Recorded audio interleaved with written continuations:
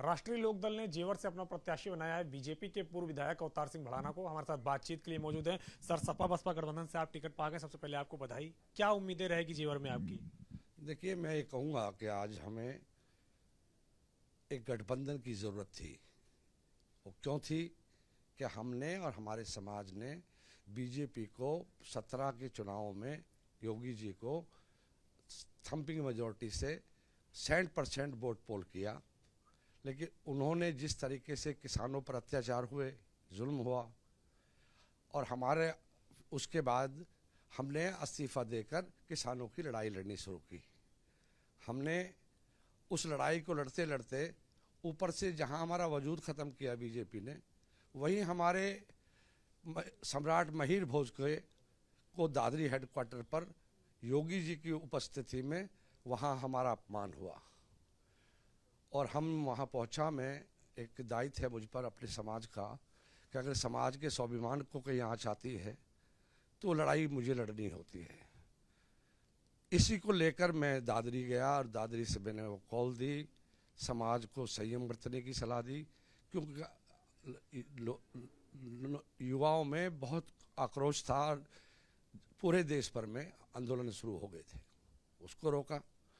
अब मैं इस वक्त यही कहूँगा कि मैंने सदैव किसानों की, गरीब पिछड़ों की, मजदूरों की लड़ाई लड़ी है पूरा जीवन, और मुझे सदैव जहाँ से भी मैं लड़ा हूँ वहाँ के लोगों ने प्यार दिया है, आशीर्वाद दिया है, और मैं उनके लिए लड़ता हूँ।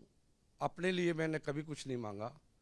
हमने अपने स्वाभिमान को बचाने के लिए और संयम को लेके, क्योंकि हमने जब 60% वोट बीजेपी को दिया, उसके बावजूद बीजेपी ने पश्चिमी उत्तर प्रदेश के साथ जो व्यवहार किया, मैं कहूँगा कि मैंने पहले दिन जब योगी जी आए थे मुजफ्फरनगर में, पहला दिन था, तो मैंने मंच से एक बात कही थी कि योगी जी, इस पश्चिमी उत्तर प्रदेश के किसान और मजदूरों ने बड़ी उम्मीदों से आपको जिताया था। आपकी सरकार बनाने में हमारी बड़ी भूमिका थी, कुर्बानियाँ थी मुजफ्फरनगर से, लेकिन उसके बावजूद भी आप इस पश्चिमी उत्तर प्रदेश को, किसानों पर जो हालात हैं वो ठीक नहीं हैं। हमने उनको फिर एक बार चेताया था कि अगर पिछड़ों का हमारा और पश्चिम की अनदेखी हुई तो वो हमें बर्दाश्त नहीं है। भड़ाना साहब, आपने अनदेखी की बात की है। 17 से लेकर 19 तक आप भाजपा के विधायक रहते हैं मीरापुर से। 19 में आप इस्तीफा देते हैं, कांग्रेस में शामिल होने जाते हैं, और अब बात करें तो आरएलडी में शामिल हो जाते हैं। तो अगर स्वाभिमान आपका ठीक नहीं हुआ था तो फिर आप 2 साल तक विधायक क्यों रहे? फिर कांग्रेस के साथ क्यों जाने की कोशिश की, फिर अब क्यों विधायक? जी नहीं, सुनिए, मैं पिछले 30-35 वर्ष कांग्रेस में रहा हूँ। कांग्रेस से 4 बार एमपी रहा हूँ मैं, 1 बार मेरठ से रहा हूँ, फरीदाबाद हरियाणा से रहा हूँ। मुझे बहुत छोटी सी उम्र में गृह मंत्री रहने का मौका मिला है। मैंने हमेशा गरीब मजदूरों की लड़ाई लड़ी है। उसकी बदौलत हूँ कि मैं जहाँ भी जाता हूँ वहाँ के लोग मुझे पूरा प्यार देते हैं, सम्मान देते हैं, और मैं उनके सम्मान की और उनके विकास की बात करता हूँ। आज मैं कह सकता हूँ इस बात को कि हमने 2 वर्ष में पार्टी को अनेकों मंचों से, मोदी जी की सभा थी, वहाँ में मंच के ऑन रिकॉर्ड पर हैं, मेरा वीडियो चलता है। उसके बाद योगी जी मुजफ्फरनगर पहली मीटिंग थी, हमने उसी दिन से उठाई, और फिर उसके बाद लखनऊ में पिछड़ों का एक बड़ा सम्मेलन था। उस मंच पर पूरे उत्तर प्रदेश के पिछड़ों के लीडर और नेता और डिप्टी सीएम मौर्य जी वहाँ मौजूद थे। हमने उनको कहा, जैसे योगी जी को कहा कि योगी जी, आप लोगों को हमारी कुर्बानियों का, हमारे किसान मजदूर, इन पिछड़ों का ख्याल नहीं है, कम से कम हमारा सम्मान तो रखिए। आप सम्मान को भी आँच आने लगी। अगर महिर भोज यूनिवर्सिटी, हमारे बुजुर्गों ने, हमारे समाज ने अपनी ज़मीन दी थी दादरी कॉलेज को, वहाँ एक कॉलेज बनाया। थोड़े दिन पहले हमारे आदरणीय प्रधानमंत्री जी ने अलीगढ़ में एक यूनिवर्सिटी दी, राजा महेंद्र प्रताप सिंह जी के एक जाट यूनिवर्सिटी दी। बड़ी अच्छी बात है, खुशी की बात है।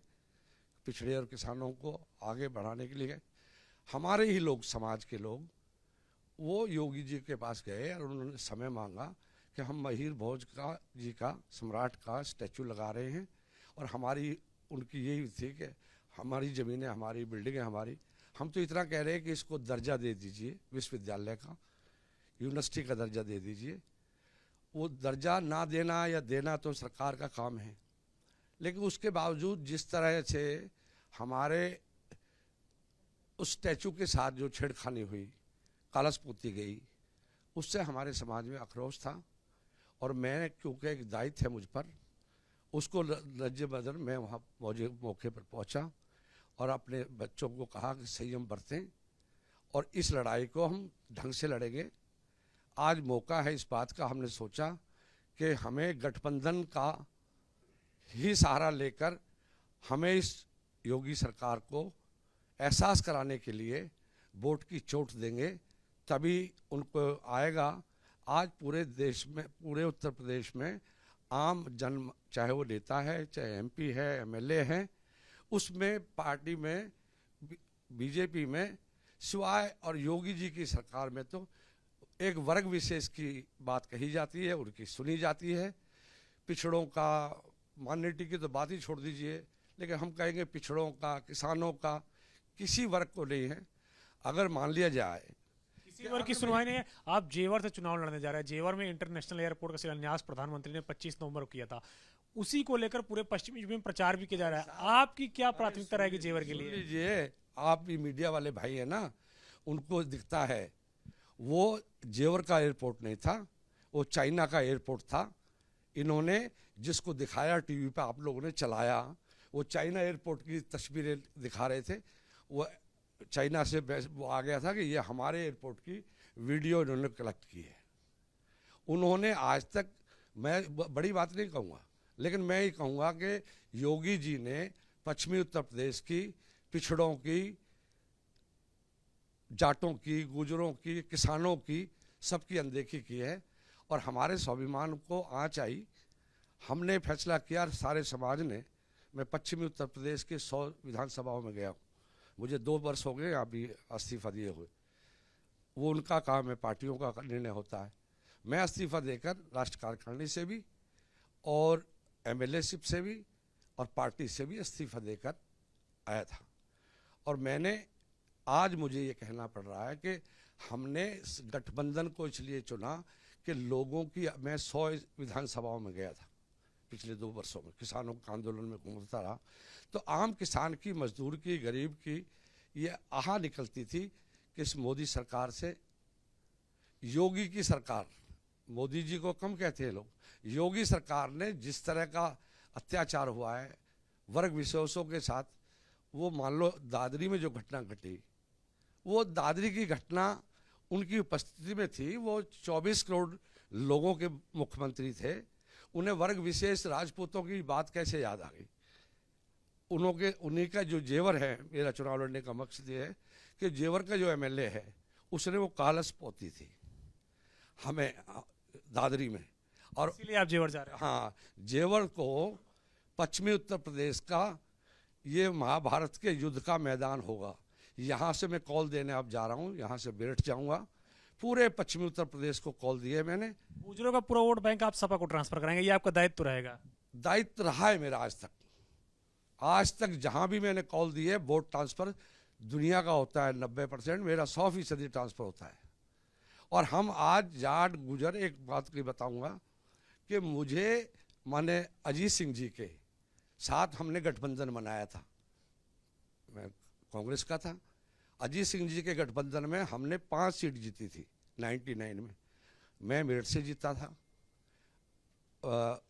चौधरी साहब हमारे बागपत से जीते थे, हम मुजफ्फरनगर जीते, हम अलीगढ़ जीते, गाजियाबाद जीते। हमने 100% इस बार कितनी सीटों में ट्रांसफर कराएंगे गुजर वोट आप? कम से कम 50 को तो मेरा 50 सीटों पर, जहां 5 लोकसभा जीत सकता हूं, वहां 50 विधानसभा जिताने में मेरी भूमिका रहेगी। और सबसे बड़ी बात यह है कि गठबंधन की सरकार बनेगी। आम आदमी का जो दुखी है, चाहे वो नेता हो या जनता हो, इन्होंने जो कोई योगी जी ने कहा ही कहा है, जमीन पर कुछ नहीं है। जमीन पर कुछ नहीं है। ये है अवतार सिंह भड़ाना, जिनको जेवर से समाजवादी पार्टी और अलोद के गठबंधन ने टिकट दिया। इनका कहना है कि 50 सीटों पर गुर्जर वोट है और जिस तरीके से राजा अमीर भोज की प्रतिमा के अनावरण के समय गुर्जरों का अपमान हुआ है, उसी के मद्देनजर ये गुर्जरों का पूरा वोट महागठबंधन को ट्रांसफर कराएंगे, बीजेपी को 50 सीट पर हराने का काम करेंगे। अब नतीजे क्या होंगे तो 10 मार्च को ही पता चलेंगे। कृष्ण कुलवंत के साथ अविनाश तिवारी, एबीपी गंगा, दिल्ली।